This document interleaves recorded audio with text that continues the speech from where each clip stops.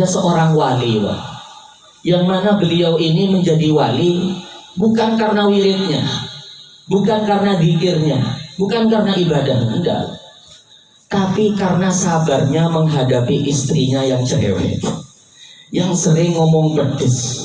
Nah ini nanti monggo bapak-bapak yang mau daftar jadi wali ya, ini ada lowongan. Mas Rifkin juga kalau mau daftar jadi wali ini ada lowongan. Saya kasih tahu ya.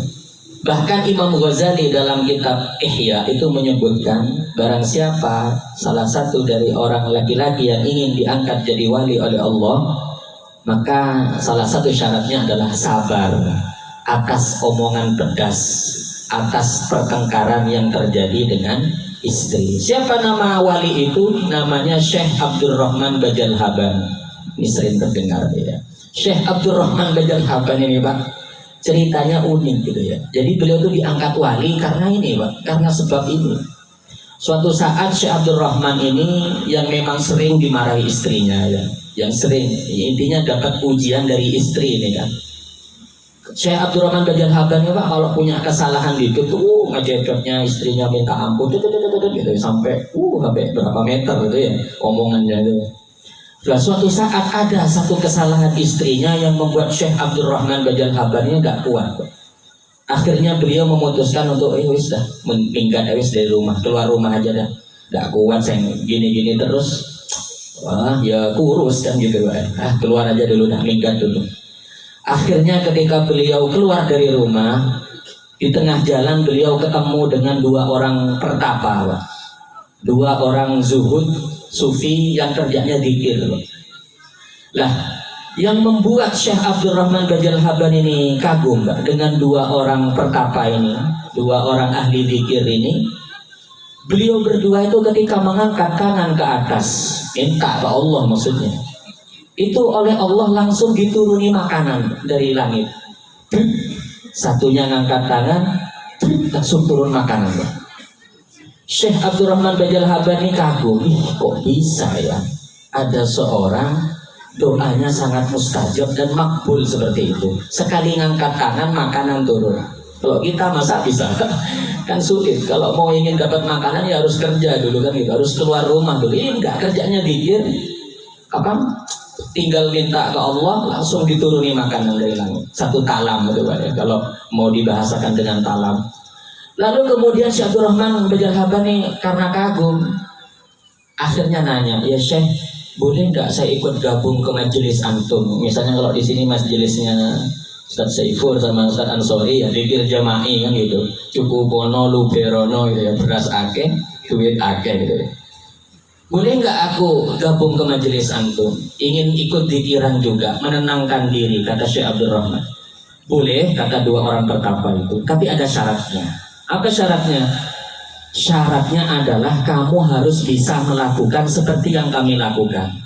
Dengan artian, kamu kalau sekali mengangkat tangan, Allah langsung ngasih kamu makanan dari langit, langsung turun, gitu ya. Syekh Abdurrahman mikir 1000 kali, Pak. Gimana caranya ya? Doa apa yang harus saya baca untuk bisa nurunkan makanan dari langit? Mikir 1000 kali.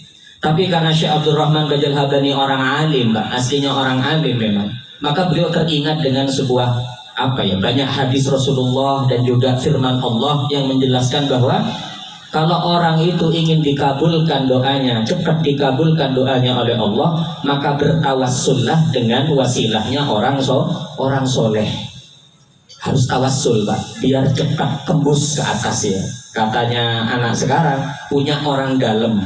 Kalau punya orang dalam kan proposal cepat cair kan seperti itu. Jadi beliau pun mengamalkan isi hadis ini atau firman Allah ini. Kemudian beliau pun berdoa. Doanya itu dengan doa curian. Gimana doa curian? Doa copy paste. Ya Allah, kata Syekh Abdurrahman, aku berdoa kepada Engkau ya Allah seperti doanya dua orang tadi. Seperti doanya dua orang tadi. Dan aku bertawassul kepadamu ya Allah, kepada wali yang ditawassuli oleh dua orang tadi. Jadi doanya copy paste. Gak usah repot-repot, nanti ditiru. Aku berdoa kepada Engkau ya Allah seperti doanya dua orang tadi, dan aku bertawassul kepadamu ya Allah kepada wali yang ditawassuli oleh dua orang tadi. Akhirnya Pak, gak usah lama-lama, turun Pak 4 talam makanan dari langit. Langsung turun. Yang dua orang pertama tadi cuma 1 talam, Syekh Abdurrahman Bajalhaban langsung dituruni 4 talam. Maka kaget dua orang sufi tadi. Wih, kok hebat kamu ya Syekh?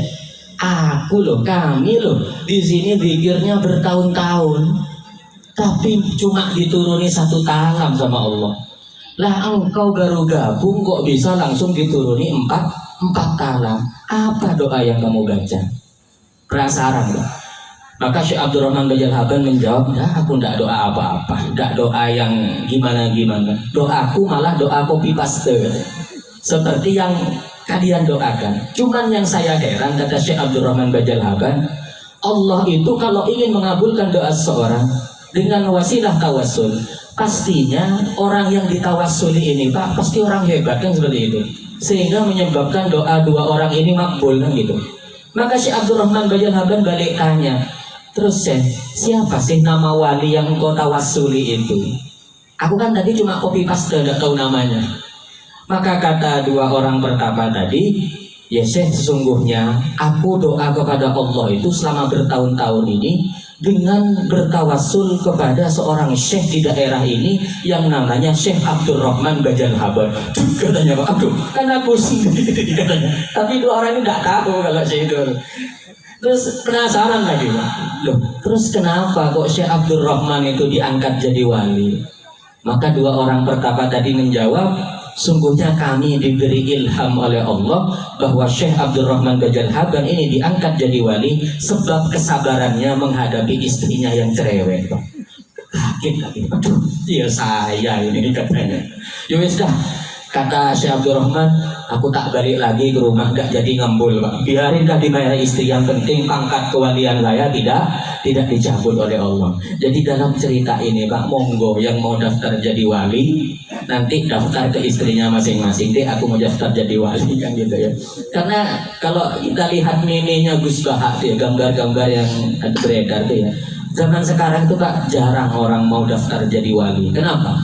Karena orang sekarang lebih sibuk untuk menarik cintanya makhluk ketimbang mencari cintanya Allah. Padahal salah satu syarat jadi wali itu adalah kita sering-sering meminta, menarik perhatian dari Allah sehingga kita bisa menjadi kekasih Allah yang dicintai. Amin ya rabbal alamin.